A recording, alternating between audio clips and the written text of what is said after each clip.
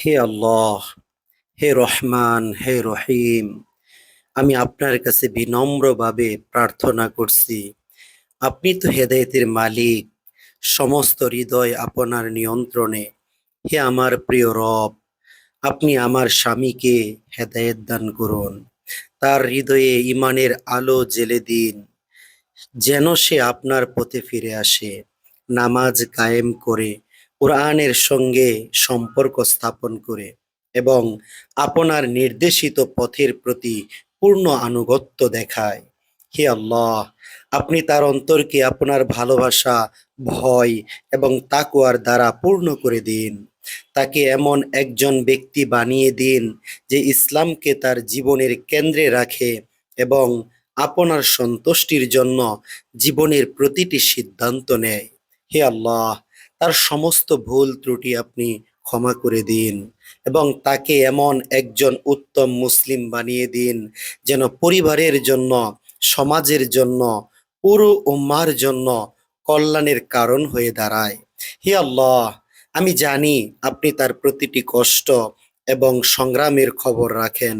আপনি জানেন সে কেমন সমস্যা নিয়ে জর্জরিত।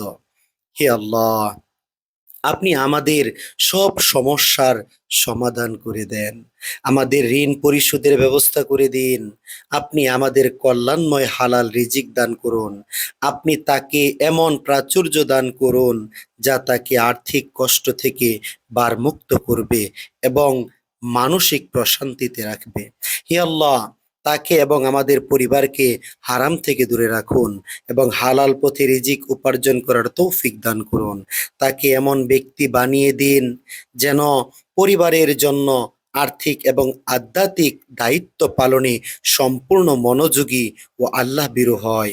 হে আল্লাহ, আপনি তো বলেছেন, রব্বানা লা তুজিগ কুলুবানা বা'দা ইয হাদাইতানা ওয়া হাব লানা মিন লাদুনকা রাহমা ইন্নাকা আনতাল ওয়াহ্হাব।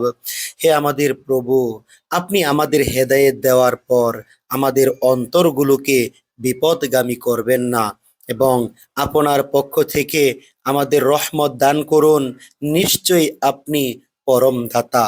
হে আল্লাহ, আপনার নবী মুহাম্মদ সাল্লাল্লাহু আলাইহি ওয়াসাল্লাম আমাদের শিখিয়ে দিয়েছেন, হে আল্লাহ, আপনি আমাকে আপনার হালাল দ্বারা যথেষ্ট করুন, হারাম থেকে রক্ষা করুন।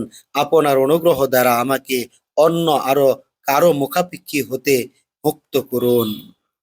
হে আল্লাহ, আপনি আমাদের দাম্পত্য জীবনকে আপনার রহমত এবং বরকতে ভরিয়ে দিন।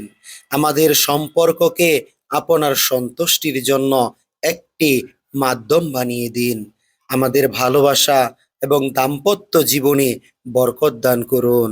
হে আল্লাহ, আপনি দয়া করুন, আমাদের জীবনকে আপনার আনুগত্যের পথে পরিচালিত করুন।